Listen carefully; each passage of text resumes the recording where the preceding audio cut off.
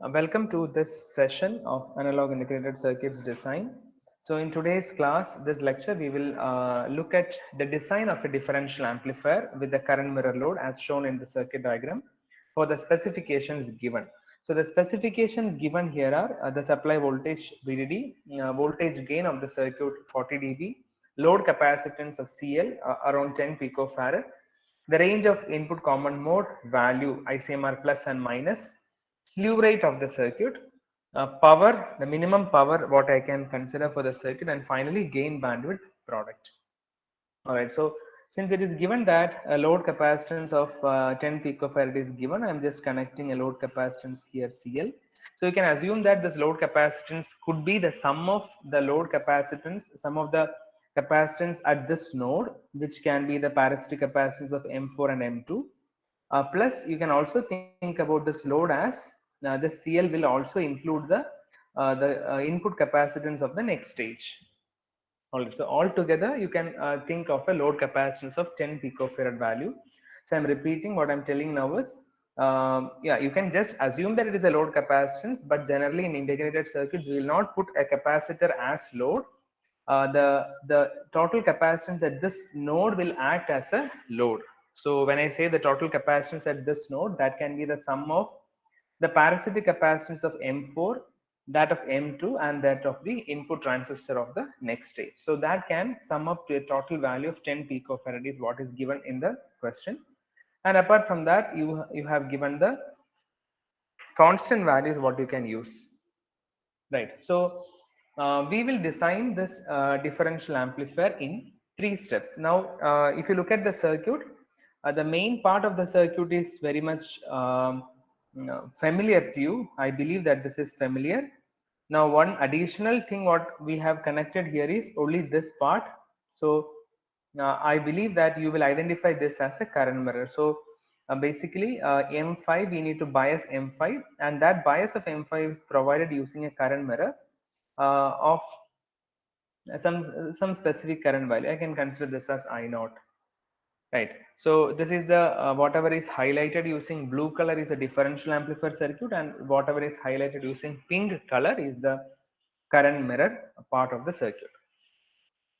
All right, so now before I start the design, so we will look at,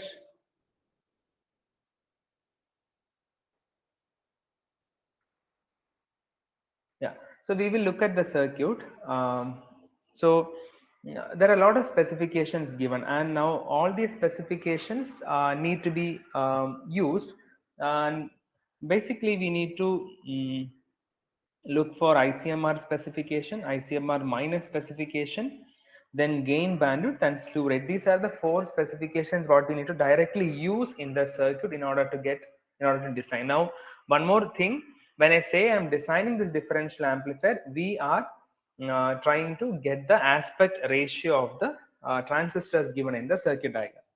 All right, so we will do the design in 4 steps basically. So we will start from step 1. So I'll do step by step. So let us start with step 1. The very first step in any design question, so whatever design question you are giving, you are given, if you want to design the aspect ratio, if you want to end with the aspect ratio of all the transistors, we know that the drain current equation in saturation is half mu and Cox W by L into VGS minus VT the whole square for the NMOS, and for PMOS you can write it as VSG minus mod VT the whole square. This is a drain current equation. And now if you look at this equation, what you need to find is W by L value as the as a design values for all the transistors. Are you guys with me? Are you listening to this? Can I get your Yes, sir. response in the chat box? All right, thank you. So carefully listen. If you listen to this, this is enough for understanding of this. So what I need to find is this W by L value. So to find W by L value, what all things are unknown? Mu and Cox will be always given in the question. Right, mu and Cox will be known for, or that is something coming from the foundry or the MOSFET process parameter. So that will be known. So if I want to find W by L, the only 2 unknowns are ID value and VGS minus VT value, or this can be understood as the overdrive requirement of the transistor. So these are the only two unknowns in this numerical. To find the size of M1, M2, M3, M4, and M5, if you know the current through the transistor and if you know the minimum overdrive voltage across the transistor, you can definitely find W by L. Is there any doubt in that? Is that clear? To find W by L, you should know what is the current flowing through the transistor, and you should also able to calculate the VGS minus VT value. Is that clear? Any question? All right, so if you have questions, please ask or please post in the chat box. Okay, so now, having said that, the first step in this design is to find current through all the devices in the circuit. So if I can find current through all devices, one part is done. Then we can take one by one the transistors one by one, and we can find the overdrive voltage, and then you can directly calculate WL. But when you calculate the overdrive voltage, you need to include the other specifications given. All right, so let us start from the step one. So the very first step is to calculate the DC current in the circuit, and DC current is usually calculated from the slew rate specifications or the power specification. So if power slew rate specification is given, we will definitely go for slew rate spec. That is the way we do design. If slew rate specification is not given, actually you can go for the power specification. I'll tell you what is the difference. So when you have a power of 0.3 milliwatt, and how much can be the maximum DC current? I'm just doing that. We are not doing that. Going with the power specification since slew rate is given. So power is given that it should be less than 0.1 milliwatt. Right, power should be less than 0.3 milliwatt. 0.3 milliwatt. So how can I write the total power? Total power is equal to VDD into the total current in the circuit. So if I look at the circuit, you can think about two drain currents flowing here and single drain current is flowing here. So I'll mark this as I naught. So the total current in the circuit is VDD into I naught. That should be equal to 0.3 milliwatt. So if you substitute the value of I naught, sorry, VDD value is 1.8. If you substitute that, you will get I naught value. What is I naught value? 0.3 milliwatt divided by 1.8 volt will give you the drain current. Can I know what is the value?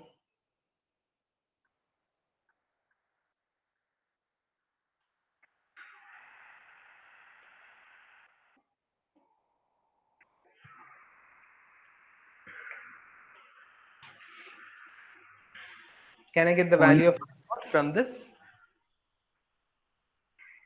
1/6 or 0.167.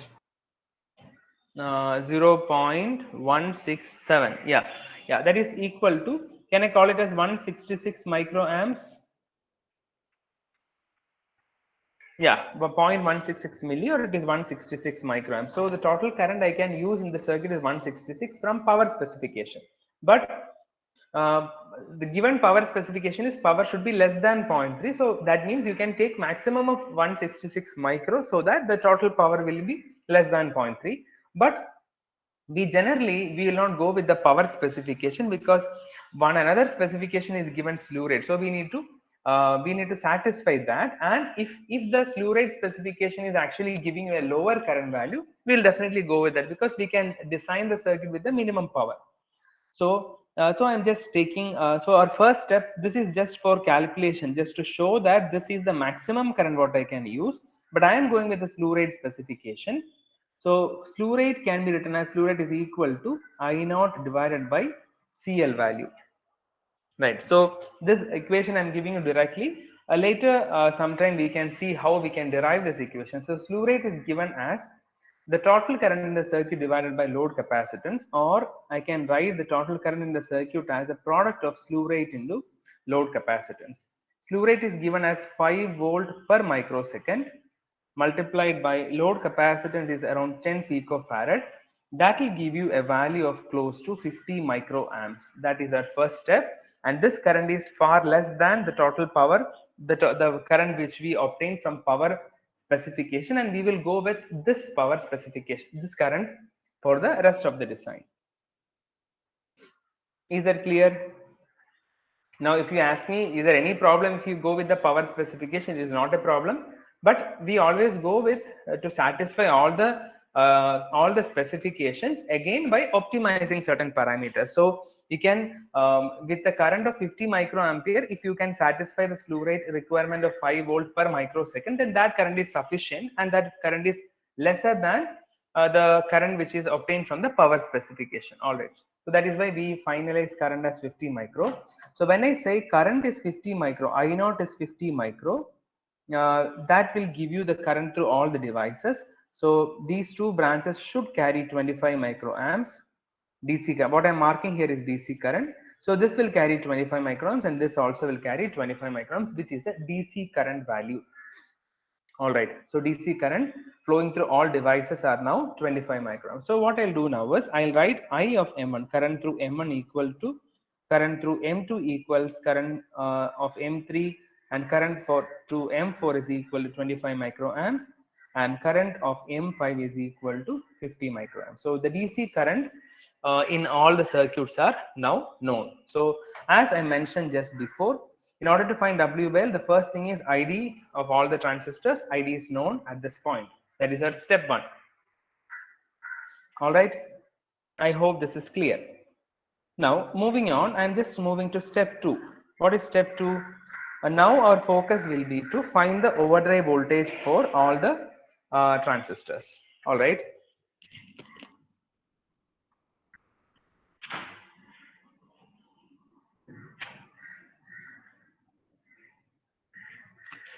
So what we will do now is, since we have 5 transistors all together, and we need to find the overdrive voltage of all the 5 transistors, keeping in mind that the other specifications also should satisfy, because ICMR and ICMR plus and minus are very important when you decide the overdrive voltage of the transistors.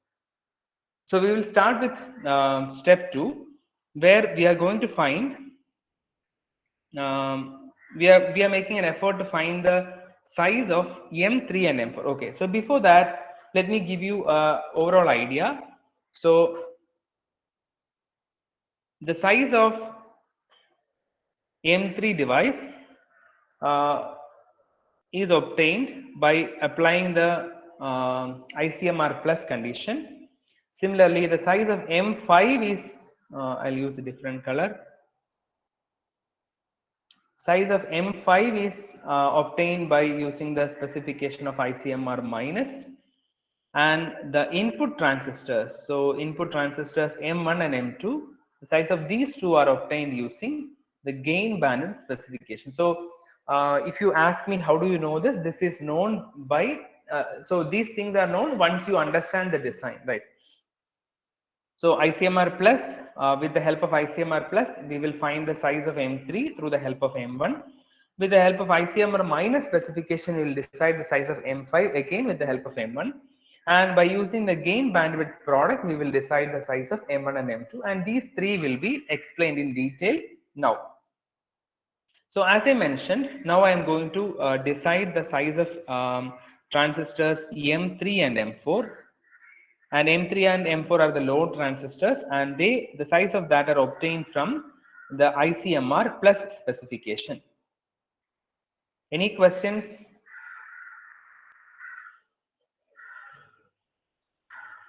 Okay, so what I will do now is okay, I'll consider only the top part of the circuit. This is M3, this is M3, and now I have M1 device here. This is M1. All right. And this node, I am just marking it as, say, some node called Vx. Now, if you look at the main circuit diagram, I hope all of you are listening to me. After listening, if you have questions in between, please ask, don't worry.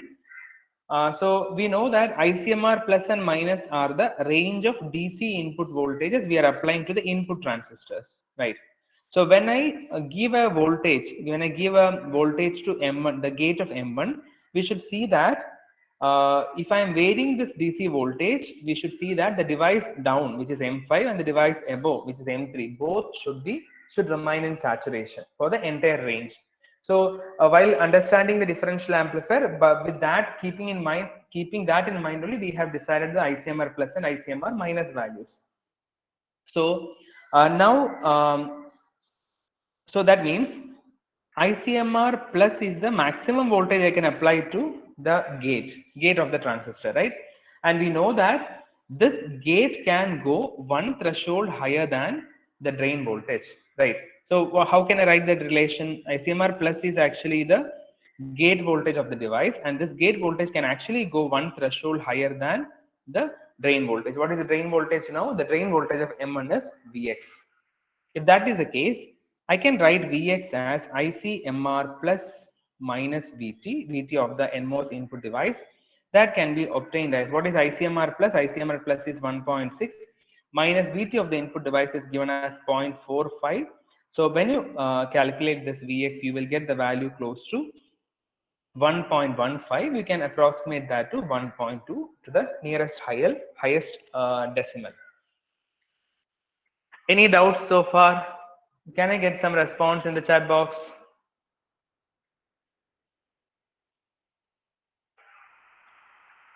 Are you with me, or are you lost somewhere? No doubts. Thank you, Anushka. Anyone else understanding? All right. No doubts. Okay. Can I get some more response from others? Yeah. So if you have doubts, please ask. So what I have done, I think this is clear what I have written as ICMR plus. From ICMR plus, I got the value of Vx. Now I can quickly find what is the VDS3 voltage of M3. Because what is M3? How can I write VDS3 of M3? VDS of M3. Actually, I should write it as a VSD of M3. It is VSD of M3. Drain and gate are anyway shorted. So how can I write that? VSD of M3 is equal to VDD minus this node value, which is Vx value. What is VSD of M3? VSD of M3, the minimum voltage the minimum VSD is nothing but our overdrive voltage, VGS minus VT. So how will I find VSD minus VSD value? VDD value is given as 1.8 minus Vx value is given as 1.2. So I can get the VSD value, or basically it is the minimum drained source voltage as 0.6 voltage, right? So now focusing on M3, I know the current through M3 as 25 micro, and I know that by considering the ICMR plus specification, the voltage across the source and drain of M3 should be close to 0.6. Keeping both of that in mind, I can definitely write what is the aspect ratio of the device, right? So now you can see that VSD and VSG both are same in this case, because drain and gate are shorted together. So keeping that in mind, I will write the M3 device is carrying current of 25 microamps. The VDS of M3, which is basically VSD, is 0.6 volt, and I know the current of M3 will be equal to half mu n Cox. Sorry, it is mu p Cox. So half into mu p Cox W by L of 3 into, I'll write it as VSG minus mod VTP the whole square. Why I wrote like this? I wrote this because it is a PMOS device. All right. Or you can write VGS minus, you can consider the value, minus value, and in that way also. Anyway, we know that we should square this. So if I substitute this as half, what is the value of mu p Cox given? Mu p Cox is given as 60 microamps per volt square into W by L of 3 is unknown here. On this side it is 25 micro, and VSG is same as VSD, which is equal to 0.6 minus mod VTP value is 0.5 the whole square. All right. I hope this calculation is fine for you, and this will result in a W by L value. So you will get W. So can I get the answer of W by L of 3? Are you guys getting the answer of W by L of 3? Yes, it is coming close to 83.3, which this value is same for W by L of 4 as well. right? Both are carrying same current, both have same VGS, so aspect ratio also should remain same. So that is our step 2. We obtained M3 and M4 aspect ratio from ICMR plus value. Continuing, I'm just going to the next page. So once I finish explaining, if you have any questions, I can take it. Now the next is step 3. What we'll do is we'll find the size of M1 and M2 from the gain bandwidth product, which is something new for you. What is gain bandwidth product? So gain into bandwidth is your gain bandwidth product. And what is gain of the circuit? The gain of the circuit is GM of 1 comma 2 into R02 parallel to R04, which is the gain of the circuit. What is bandwidth? Bandwidth is generally we write bandwidth as 1 by 2 pi RC. Now C is the load capacitance CL. R is the output resistance here. What is output resistance at this node? At this node, the output resistance is R04 parallel to R02. So I'll quickly write that as 1 by 2 pi into R02 parallel to R04 into CL. And in this, you can see that these two will get cancelled. So remaining, you will get gain bandwidth as Gm of 1 comma 2 divided by 2 pi into CL. Gain bandwidth is given, load capacitance is given. That means you can get the value of Gm of 1 comma 2. Can I get the value Gm of 1 comma 2? Who has calculated that?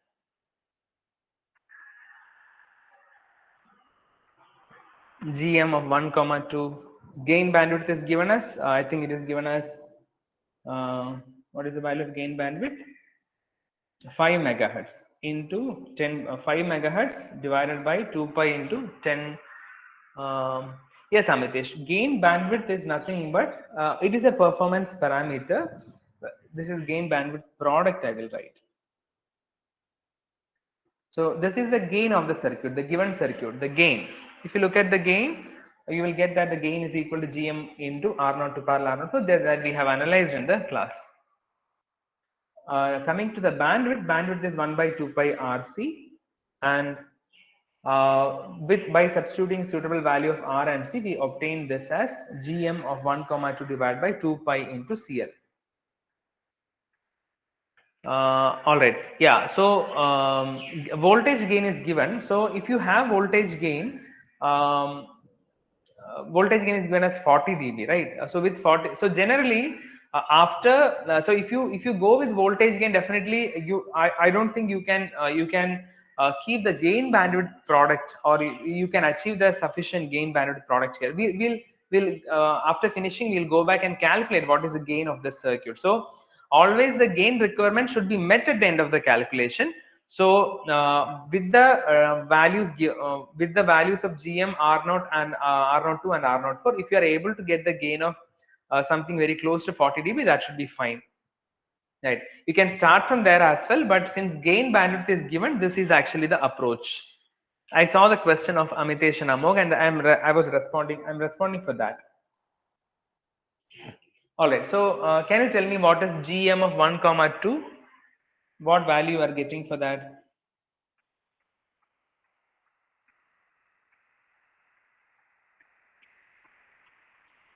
Did anyone calculate what is Gm value?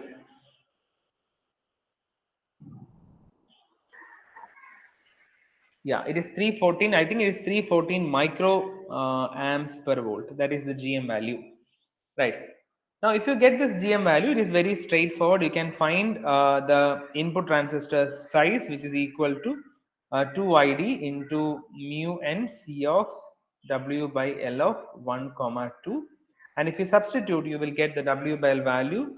Can you guys check what is the value? So I am getting the value of W by L of 1 and 2 as something very close to 6.57, which is close to 7. Kindly check this. Quickly, I'll go to step 4. And so what is left now? So yeah, so we obtained the value of size of M3, M4. Now with gain bandwidth we obtained for M1 and M2. Now we are going to find for M5. Right. So the size of M5 is actually obtained from ICMR minus value. I hope you will remember that. See, this is your input transistor, and this is the M5 transistor. So this is M5 and this is your input transistor M1. Now, when we spoke about ICMR minus, its gain bandwidth is greater than 5 megahertz. So GM should be greater than 0.3 yeah milli. So you can take starting from 314 micro itself. You can take. All right, 314 micro also is it's not a problem. You can take a higher value, that is fine. From 314 onwards, any value we can take. Yeah. So I'm just responding for Bhavya. You asked the question, Bhavya Yasraj. I hope that is clear. Yeah. Now looking at ICMR minus value, we know that ICMR minus is the minimum voltage given to the gate of M1 such that the transistors down also should be in saturation, right? So keeping that in mind, how will I write ICMR minus? ICMR minus is equal to this VGS value plus this VDS value, because M5, the VDS of M5 is the minimum voltage requirement, which is basically overdrive. So it is VGS1 plus VD sat of 5. That is ICMR minus. ICMR minus value is given as 0.8. We do not know what is VGS1 and we do not know what is VD sat of 5. Then we need to find what is VD sat of VGS1 and VD sat of 5. That is easy because we know the size of the M1 device. We know the size of the current through M1 device. So we can directly find what is VGS1. VGS1 is equal to VT plus under root of 2 ID by mu NC of W by L of 1. All these parameters are previously obtained. So you can directly find what is VGS. So VGS can be written as, by substituting all the values, you will get your VGS value close to 0.56. You can approximate that to 0.6 volt also, VGS1. Now with this value of VGS, if I substitute back, I will get my VD sat value as 0.8 minus 0.2, sorry, 0.8 minus 0.6, which is equal to 0.2 volts. With that, you can find the size of the device W by L of 5. How will you find the size of the device? Because we know the VGS minus VT value is known, current is known. So you can directly find the size. So W by L of 5 can be written as, again from the drain current equation, 2 into ID5 divided by mu n Cox into VD sat, that is VGS minus VT the whole square. This is of 5. And if you calculate, you will get value close to 8.33, or you can consider it as equal to 9. Yes, Amitesh, we need to consider the transistors identical because input transistors need to be identical. M1 and M2 should be identical. M3 and M4 also should be identical. M5 is the tail transistor. The value is 9. And one thing remaining now is, now you should think about the device M6. So all this depends on what is the current source available for you. Now, if you need a current of 50 micro and the current source available with you is 50 micro, then the same size of 9 will actually replicate the current of 50 micro here.